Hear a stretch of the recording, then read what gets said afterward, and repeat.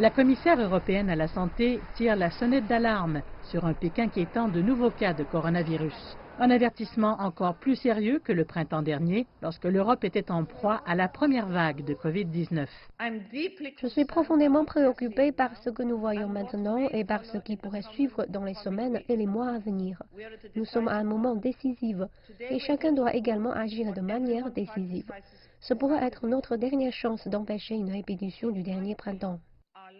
Stella Kyriakides a dit à l'Europe de ne pas baisser sa garde en craignant une pandémie jumelle de grippe et de coronavirus à l'approche de l'hiver. La grippe à elle seule tue plus de 70 000 Européens par an. Et l'Europe est déjà aux prises avec une vague de nouveaux cas de Covid-19 depuis août. Le nombre quotidien de cas en France et en Espagne dépasse maintenant de loin leur pic printanier. Bien que cela puisse être attribué en partie à une augmentation des tests, les experts de la santé sont préoccupés par une augmentation de la transmission communautaire, en particulier chez les jeunes âgés de 15 à 49 ans. La directrice du Centre européen de prévention et de contrôle des maladies a déclaré que les gouvernements pourraient avoir besoin de fermer les endroits où les jeunes se rassemblent, qu'il s'agisse de bars, d'écoles ou de bureaux, pour ralentir la transmission. Cela doit s'accompagner d'un véritable outil de communication visant les risques pour les jeunes, parce que comme je l'ai déjà dit, ils sont conscients que le virus existe, mais ils ne se pensent pas que cela les concerne, et je pense que cela doit être expliqué.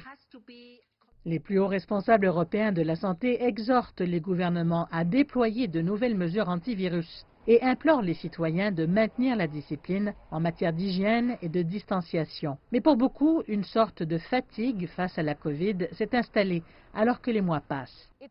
C'est une réalité à laquelle le gouvernement belge a été confronté. Il annule les mesures de prévention autour du port du masque et de la mise en quarantaine le mois prochain, malgré une multiplication par 3 du nombre de cas. Le gouvernement belge estime que des mesures plus simples et moins restrictives sont le seul moyen de rallier un public blasé face à la conformité à long terme. Cette théorie pourrait être reprise ailleurs, d'autant plus qu'un vaccin se fait toujours attendre. Même si un vaccin est disponible, la commissaire à la santé Kyriakides dit que ce n'est pas une solution miracle, puisque cela pourrait prendre des années avant que tout le monde y ait accès, ce qui signifie que des mesures à court terme pourraient très bien devenir la stratégie à long terme.